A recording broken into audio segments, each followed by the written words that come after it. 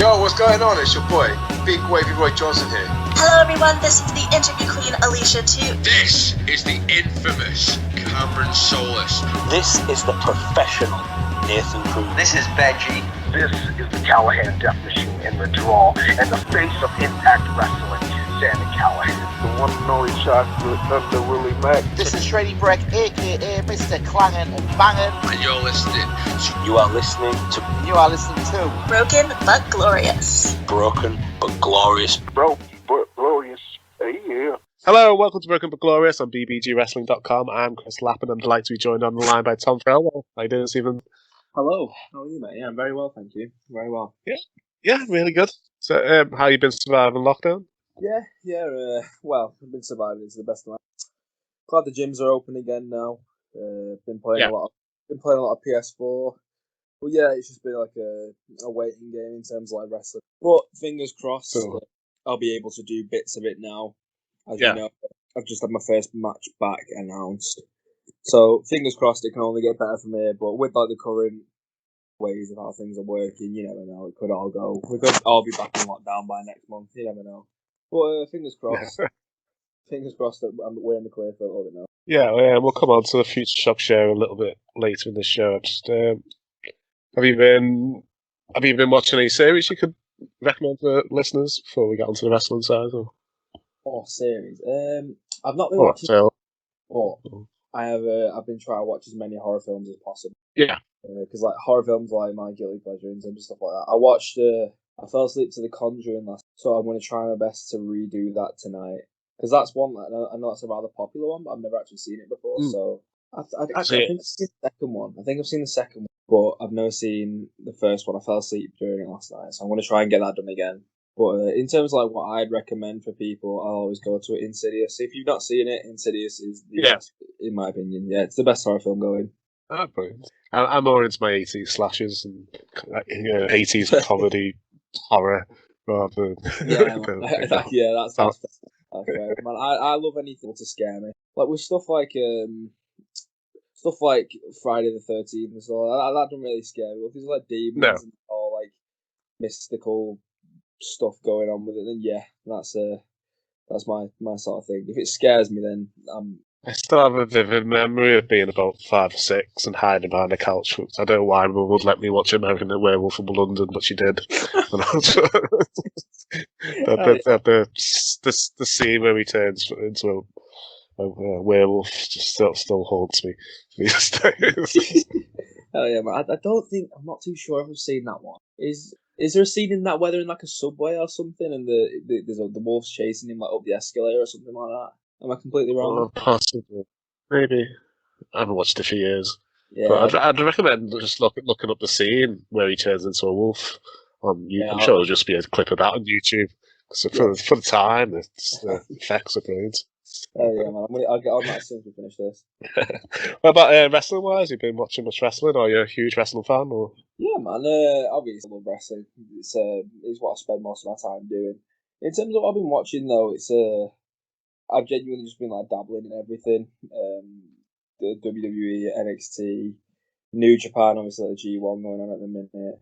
AEW. Yeah, man, we've been watching bits of everything. But I've been trying to keep up on like the Rev Pro tapings that they've been doing and like going back watching old like British wrestling shows and stuff. Doing a lot of revision because part of me wants to come back to wrestling with like a new mindset in that I want to start doing new things, like new faces. Things like all that sort of stuff. So yeah, man, I've been watching as much as possible. Have you been watching? Is like a certain brand that you've been watching? The one match I've watched the most did involve you-ish. Really? my son's got 5-year-old's got slight obsession with the Paradox. So we've been watching the Britannia Rumble from earlier this year, and you come out and you get paid off, so you not go in the match, don't you? So, I completely forgot. Everyone I can't it's mad that one. That literally happened last minute. But I was just like, did you want to do something? I was like, yeah. I mean, I think I'm literally on it for about 10 seconds. Yeah, you come out and then Don DiMaggio comes out and says, "There's no chance of you winning. I've got a chance. Here's an envelope. I'm guessing some cash in." Yeah, well, You know what's mad? I never actually checked what was in my envelope. Never actually checked. Well, yeah. Yeah, I think that show's had about 900 views, and I would love to know how many of them with my 5-year-old. We've watched it at least twice a week since. I love that you have girls doing things the right way, starting on wrestling. He loves it. Yeah, he's upset. Yeah, we go Wrestle Island whenever it's on, and we saw you at Ignition earlier this year. You're a triple threat against Leon Gray and Sandy Beach. I can't remember the other guy was Sandy Beach. Callum Farrell. Yeah, man, that was fun. Yeah, it was. Yeah, it was great. Great show. He's missing Wrestle Island. He's got about 6 DVDs of theirs. So he's watched them to death. We need new DVDs. Wrestle Island, something like that. I've still not had a chance to get my first there, but fingers crossed. Like when everything's back up and running, I'll be able to get something done. Yeah, definitely. Yeah, fingers crossed, man. So who was your favourite wrestler growing up? Give your age away now. So.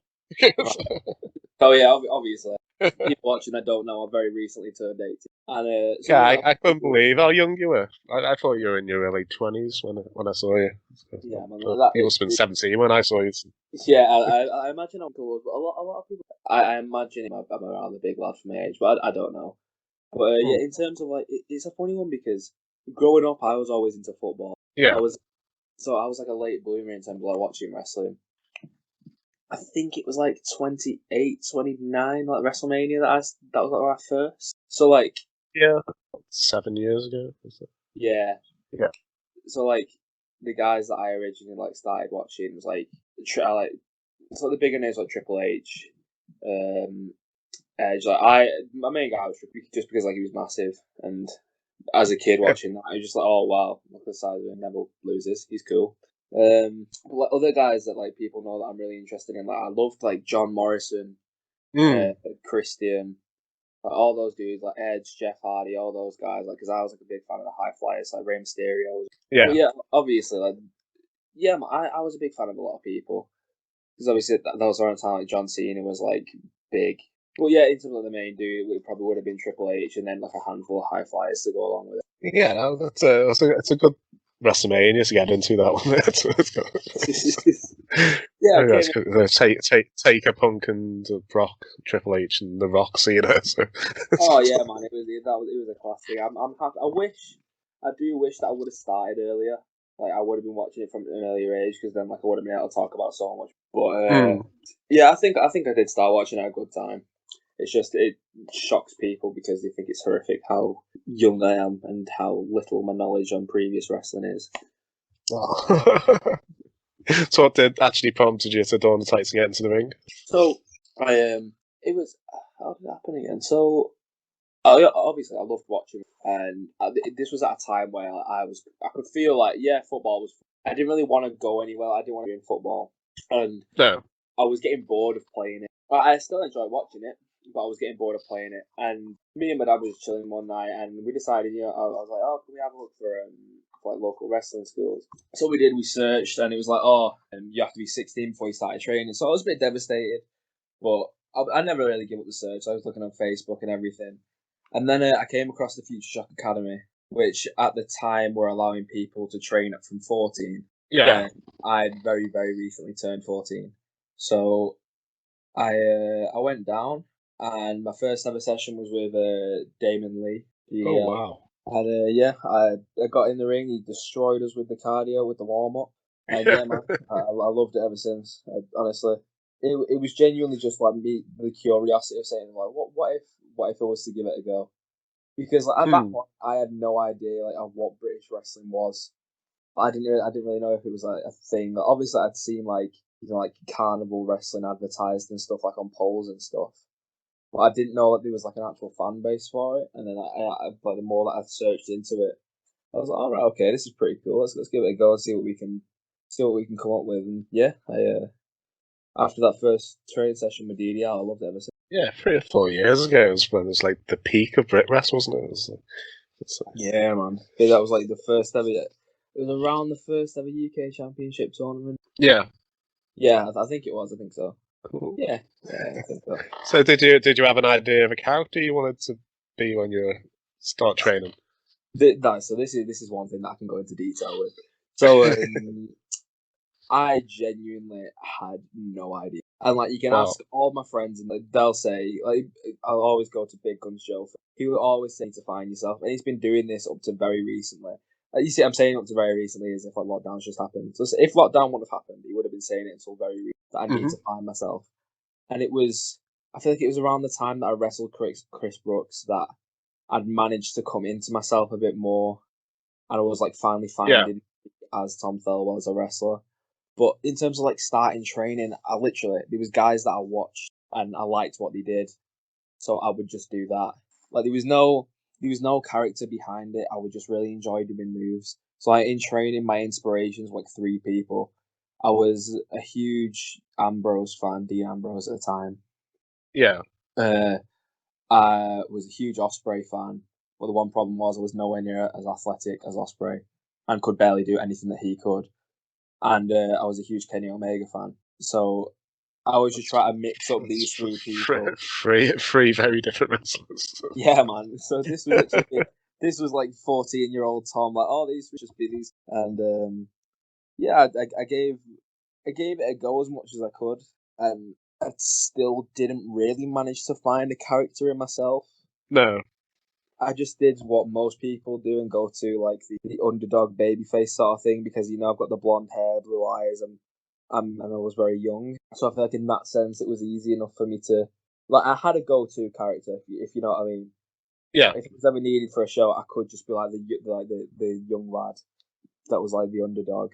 But I feel like in some senses I'm still looking for a character, but I found it in a sense. Let's see. If you're only 18, some people don't find like Stone Cold didn't become Stone Cold until he's in his mid-30s. Yeah, man, exactly. I've got plenty of time. The Rock was in his late 20s when he became The Rock. So. Yeah, exactly. Yeah, I've got age on my side. That's all that counts, right? But yeah, man. I feel like I'm in a good place in terms of character at the minute. There might not be much of it, but I feel like I've got enough of it to like get me through. Yeah, and you get your name out there. You're all over the place at the moment. Well, not the moment, but before lockdown was coming out. Yeah, I was trying, man. I was giving it my all. But yeah, I feel like as well, our character's not massive for me at the minute because I'm doing well as Tom Thelwell. Yeah, and it's very rare that you'll see me as a baddie. So yeah.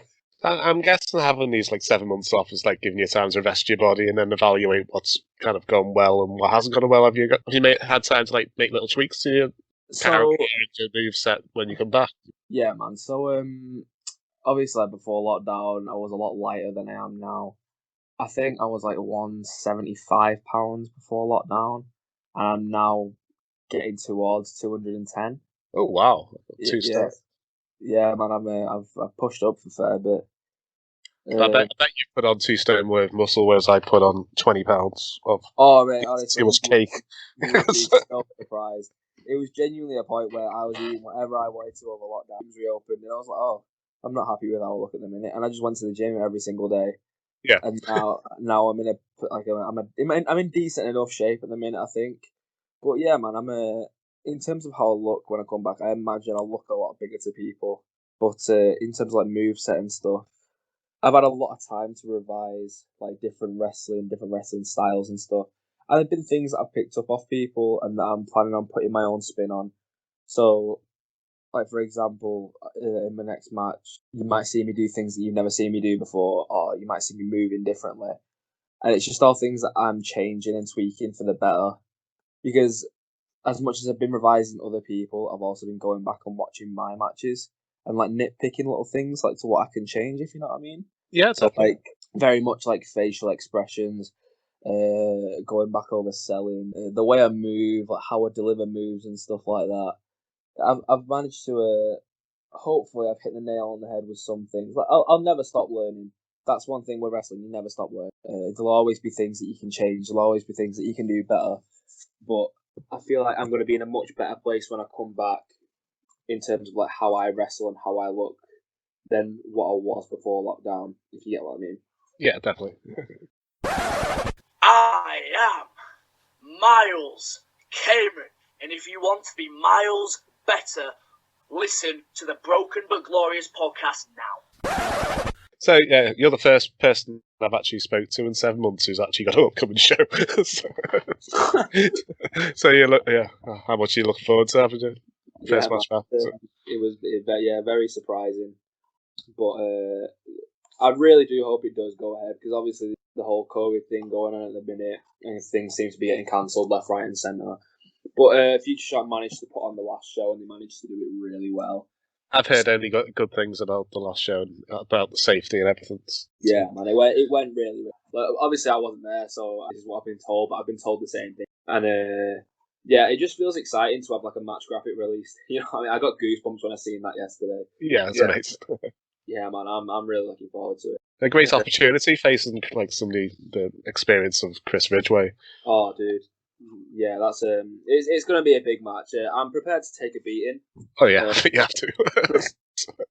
It was so I've known Chris for quite a while. I've done a fair bit of training with him, a few car journeys with him. And yeah, I'll look up to him a little bit, because obviously he's like had a great journey in wrestling. He's been killing it over in Japan and stuff. But yeah, it's gonna be a hard, especially because it's both of our first matches back. But I'm willing to, fingers crossed, it lives up to the caliber that everyone's making it, because a lot of people on social media seem to be excited for it, and I'm very excited for it. I think Chris is excited for it. So yeah, I'm hoping to blow the roof off the place. Yeah, yeah. So Future Shock are having a double header on the 17th of October at the Southport Guild Hall. So I'll put ticket information in the description if anybody's interested in going. It also has Lana Austin versus Tonga has been announced as well. So yeah, man. Yeah. It's going to be good. No spoilers, but you might see me more than once. Yeah, you never know. You might see me on the second show as well. Yeah. Wow. You never know. Well, no spoilers again, but that might not be the only place you see me wrestle this month. You never know. Cool. We can't go into detail, but yeah. How was your first bump back in training? Oh, mate, it was rancid. It was horrible. Funnily enough, it wasn't as bad as the first roll. I did the first roll, and it was like someone had shaken my head multiple times very aggressively. It was like someone shook the world. It was horrible. Oh. I did it, and I stood up and was like, whoa, what has happened? Like, what's gone on here? And it was, yeah, the first bump obviously sucked, but yeah, you get used to it after a while. It was like, it was genuinely like starting all over again. Yeah, I've talked to a couple of wrestlers, and they've said they just concentrated keeping in like their physique good over lockdown, forgot all about cardio, and then they went back and they just died. So relatable. I feel like in my first training match back, I couldn't breathe for like 10 minutes afterwards. It was horrible.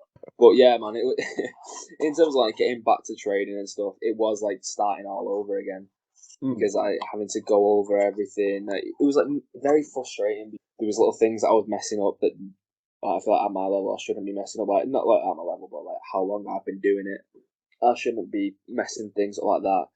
But now that I've been training multiple times a week at like different schools, I'm managing to get back in the swing of things now. So yeah, the only thing that we need now is shows to get back on, and it'll be like living like a normal life. Yes, so since your last show, we did have the speaking out movements. How do you think Fest will be different, and what do you want? What are you hoping will be the differences? So how do I think it'll be different? Well, we've gotten rid of most of the scumbags. Yes, it sounds like it. Yeah, which is obviously a big boss. You know what I mean? All respect for everyone that spoke out in. I can't imagine half of how people would feel doing that. Like, all the respect for the bravery and stuff. But yeah, it's all been done for the best, because in wrestling, all we want is good people. We want everyone to feel safe. We want everyone to have fun and just enjoy the wrestling. It shouldn't be like a place where people should come and feel uncomfortable. It should be like a place where people can come and escape. You know what I mean? Have fun, have a drink, enjoy us doing what we love, that sort of thing. And in terms of like what I want, I just want, well, hopefully now that the speaking out movement has happened, this won't be the case. But now I want like people not to be afraid, pardon the pun, but speaking out. Like if people like have problems, like, they should just come forward and say things. I understand it's hard for some people. If we're able to if people are able to speak out, then we're able to get rid of these people, and it just makes the whole situation better. But I feel like it's been such a big, the speaking out moves like passed such a big message on to everyone that if anyone was capable of doing something like that, it's not happening anymore. No. Yeah, do you get what I mean? Yeah, definitely. And it's good. I've heard a lot of promotions have kind of appointed like a designated officer that you can go to if you have any problems. Yeah, man. I feel like a lot of promotions have handled it really well. I don't think promotions who don't embrace the change are going to last very long, because I don't think anyone will work for them promoters. Really. Yeah, 100%. Well, to be honest, they shouldn't be working for them promoters anyway. Those sort of people shouldn't have the gall to even consider coming back to wrestling. But I feel a lot of the women in the speaking outfit have done really well with the bravery and stuff and how they've handled it. So yeah, I think it's all been done for the better, and now we can just get the British wrestling back to being the safe and fun environment that we want it to be. Yeah, definitely. Yeah, I think one of the good things that's come off the speaking, I think the power's gone back to the wrestlers rather than the promoters. So you can decide where you wrestle, and you don't feel like you have to be pressured into doing things. Exactly, it's exactly how it should be. Definitely, yeah, because there's no show without you guys. So. Yes, well, yeah, that is true. But yeah, man, I can't remember how happy it's been handled by everyone. We've gotten rid of a lot of scumbags. People have been able to get things off the chest. And yeah, hopefully now be a lot better, a lot safer environment. Yeah, that's all we can really ask for, to be honest, as like normal people and as wrestlers. So yeah. Yo, this is man like the reason you're listening to Broken but Glorious. So if you're a promoter for a day, promoting the show, so using wrestlers you've either worked with or trained with, people who are associated with you. If I give you a match type, would you tell me who you'd put in that match? Let's do it. So this is wrestlers that I've worked with. Worked with or trained with, people who are associated to you in some way. So. Okay, go for it. So who would be in your opening contest to get the crowd excited? To get the crowd excited. So I would probably go with... We're going to start... To get the crowd excited, we're going to open with... Oh, this is such a hard question. I have been thinking about this a lot. Yeah. To get the crowd excited. I'm going to go with Matt Brooks. Oh, yeah. Because... Yeah, singing. Matt is such a character. Like, honestly, I love Matt to pieces. I think he's one of the smartest wrestlers going. The way he's like mastered the way of doing the Opera Mania thing, I think it's just boss, and everyone loves him. Like, he could go to any show and be the most over dude there. Easily. He's my girlfriend's favourite. Oh man, I'm not surprised. And he's in incredible shape. Like, genuinely in incredible shape. Yeah, she had a photo with him in the ring, and she just didn't know where to put her hands. So she was like, it's an awkward photo when we look back at it now. I understand that though. The guy is genuinely a unit. He is. The house. He's massive.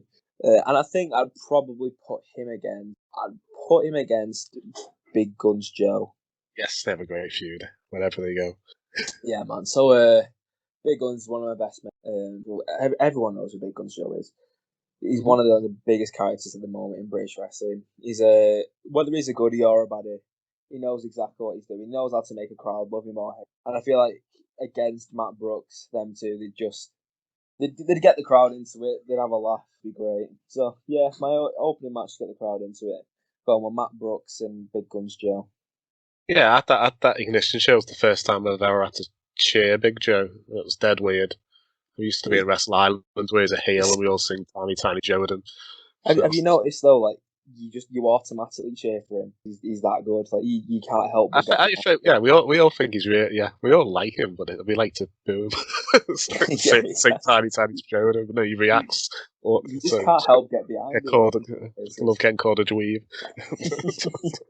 So would that also be your comedy match, or have you got another match in mind for a comedy match? Oh, I completely forgot about the comedy match. Oh no. Oh dear. Right.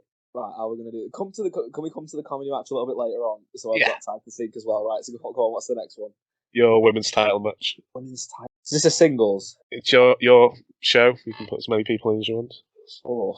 Right. Okay. So I'm gonna do a bit of a mix. So we'll do a triple threat. We'll go Lana Austin. Yes. We'll go Millie McKenzie. Wow. and we'll go Charlie Evans. Wow, that'd be amazing match. Yeah, man. So, I think Lana's she's one of the best female wrestlers in the country, and she's been a good friend to me since I started. And the Medusa Complex, obviously, everyone knows how good they are.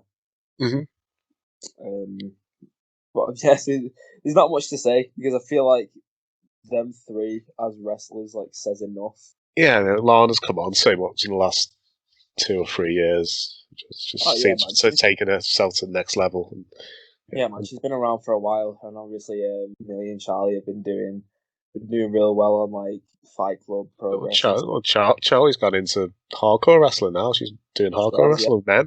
The deathmatch scene. Charlie was on the deathmatch scene, but yeah, in terms of the women's match, that's probably what I'd go for. Yeah, amazing. And then a hardcore Extreme Rules stipulation type match. Right, so I'm just gonna try and think now who I've trained with that does this sort of stuff. Well, I'll go for. Does it matter if you're friends with them? Can I use it if they're a friend? Yeah. Right, okay. If they're associated to you in some way, that's fine. Right, so I'll go Clint Margera. Yeah. This is difficult. I don't know. I don't know who else does hardcore stuff that I'm fairly close with. I'm just gonna take a pass and use Paul Robbins. Okay.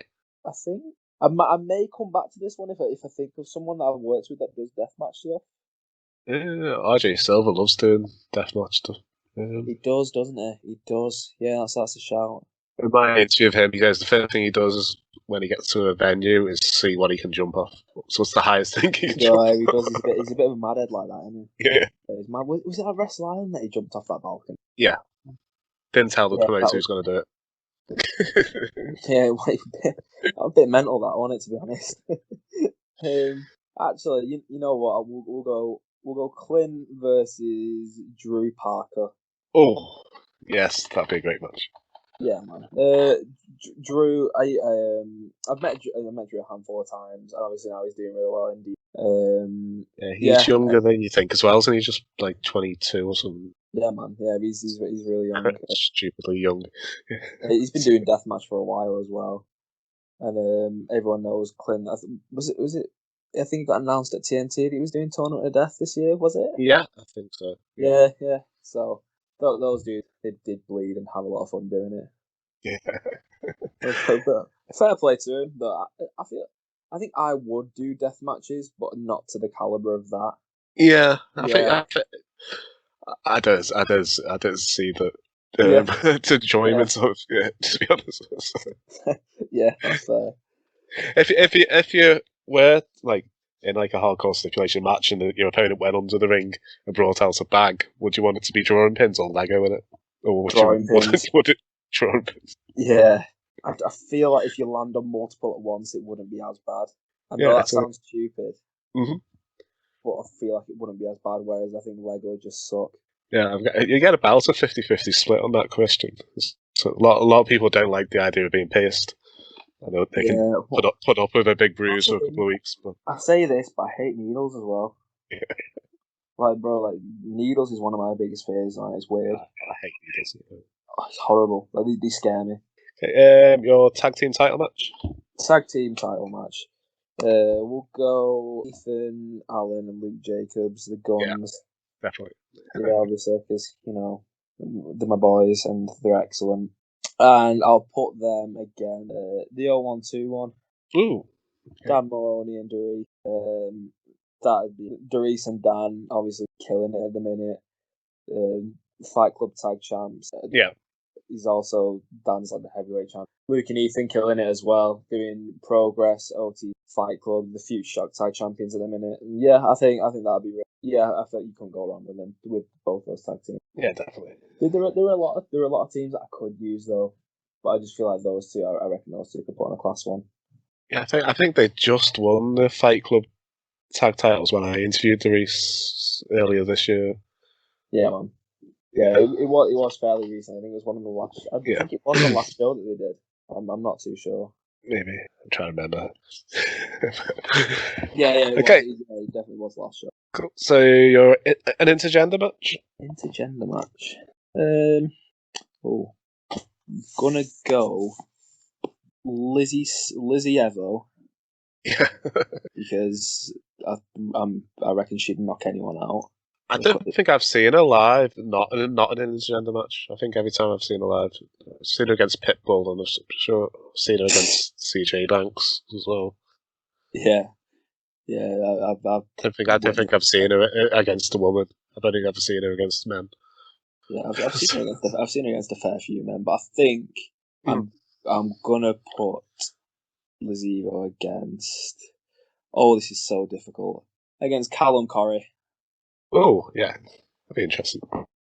Yeah, no particular reason, but I just think that would be entertaining because I've seen Callum do intergender before, and it's hilarious. And I know Lizzie's the sort of person that would just try and knock him out, and I think that'd be hilarious as well. So, do you want to do a comedy match, or do you want to? Right, I'm going to switch Big Guns and Matt to the comedy match. Yeah. Can the opener be anything? Anything you want. I've had somebody have a match where it's musical chairs because that's what they wanted their comedy match to be. It's whatever you want. Your show. Okay, well, I'm going to use this opportunity to put people in that I think are very good, and I think that should be in a lot of places. So I'm just gonna say people, and it's gonna turn into a whatever man match. However many people it turns into. So we're gonna go with Lycos 2. Yes. It's my 5-year-old's favourite wrestler at the moment. Yeah, I'm not surprised. He's excellent. He's a very good friend, and he's yeah. I don't know if he knows that Joe Nelson and Lycos 2 are the same person. I don't know if he knows in his head. He knows that he's probably seen. He's seen Joe Nelson wrestle lots, but he's only seen Lycos 2 once. But I don't know if he knows in his head that they're the same. It won't surprise me if a lot of people didn't know that, even though it's in his Instagram. I reckon people say he was under the mask. But yeah. So we'd go Lycos 2 versus Joe Bolton. Bolton class, big lad. Very recently finding himself in terms of character, in class shape. And yeah, I reckon he's gonna be doing very well, and he'll be all over when lockdown's over. Yeah, he's recently turned heel at the Wrestle Island, so I'm interested to see where that goes. Oh yeah, man, I know he's got some, but all shall be revealed. Next, we're gonna go Miles Kamen. Yes, Miles better than you. I think in terms of like younger wrestlers, he's excellent. He's in terms of character as well. He's so good at making people hate him. Yes, definitely. The whole Golden Boy thing. He's learning from the best, and like Nathan Cruz, isn't he? So. Yeah. He has got it down to a T in terms of making people hate him. Like he can have a crowd under his fingers. You know what I mean? He's excellent, man. I'm gonna make this a 6-man scramble. Oh, great! Just so I can talk about people that I like and think are very good wrestlers. It's the whole point of this section for you to talk about. Yeah, so next we're going to add in Rob Drake. He's not done like many shows, but the few that he has done, he's done very well. He's done a few matches in TNT, and he debuted recently at Future Shock against James Drake, and it was excellent for how little he's been training. Like in like little time, that is. He's doing really well for himself, and yeah, I just think that the sky's the limit for Rob. On the final 2 spots, we're going to go to 2 people that I think are potentially the best in the Northwest. Okay, we're going to go Joey Hayes because he's I don't even know what I could say about Joey. He's genuinely excellent, like proper modern day legend, I think. Yeah, in terms of like wrestlers out of the Northwest, you can't talk about a top 5 and not include Joey. He's boss man, genuinely excellent. Then final dude, we're gonna throw in DDL, Damon Lee. Yeah, because one of the best baddies. Like he's excellent on shows. Again, another one that knows how to make a crowd hate him or can get a crowd behind him. And Damon means a lot to me as well because obviously he took my first training session and he was always there to give me feedback and stuff after matches. And yeah, I just think he's all the respect for Damon. So yeah, that's the opening 6-man scramble. Amazing. Does that leave you with your main event, your championship match? Or? Gonna put yourself in it. Nah, man, I'm not booking myself. I'm not going to be that guy. I'm not going to be that guy. So we're going to start with Sonna Dursun, one of the most underrated talents in the Northwest, if you ask me. He was winning championships everywhere just before lockdown. He was, and he was finally starting to branch out. The guy wrestled on Monday Night Raw. You know what I mean? Mm-hmm. It speaks for itself. Some of the things that he's done, and yeah, I'd love to see him everywhere. Next dude that I'd have in it would gonna go with Chris Brooks. Yes, killing it in Japan at the moment. Yeah, man, it had my best match of all time against him, and yeah, there's genuinely not much I can say because I feel like everyone knows how great Chris Brooks is. I'm sure I listened to an interview with him and he's bigging you up, saying you're one for the future as well. Really? I'm sure I did. I'm sure he mentioned you. Oh, okay. Well, it's a while ago. I'll have to look it up. I'm sure you. Yeah, I didn't know of this, but yeah, that's very cool in itself. But Chris would definitely be in there, and I might have to make this a multi-man yourself as well. You know. Yeah. Okay.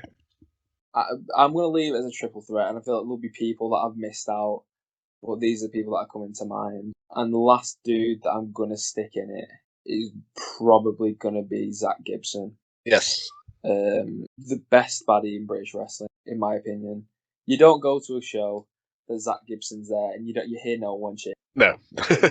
Progress Wembley, every single person in that arena was booing him out of the building. He's been one of my trainers since I started. I've learned a lot from him, and I think he's one of the best wrestlers in the world. Him and JD as a tag team, in my opinion, one of the best tag teams in the world, if not the best. Yeah, I can't wait for them to get back on NXT TV and mix up in their tag team division. So. Me too, man. Some of the matches that they could have in NXT are incredible. There's some matches they already have had great. It's just a shame COVID happened because it's put a halt to a lot of people's careers. It's cool that NXT is now back and people are able to do things over there now. But COVID put everything to a halt, and that's really annoying because it would have been sick to see where the GYV could have gone with this and where everyone else's careers could have gone. But I suppose it's not forever.